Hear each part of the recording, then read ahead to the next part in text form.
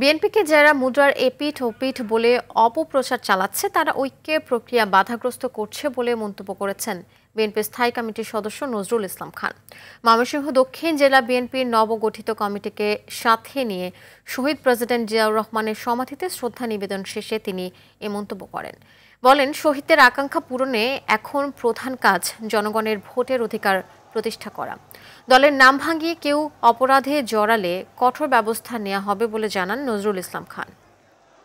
দায়িত্ব পালনের শুরুতেই জনগণ খুব ভালো জানে যে কারা স্বৈরাচার আর কারা গণতান্ত্রিক। যারা এই কথা বলেছে তারা স্পষ্টতই ঐক্যের যে প্রক্রিয়া সেই প্রক্রিয়াকে বাধাগ্রস্ত করার চেষ্টা করছে।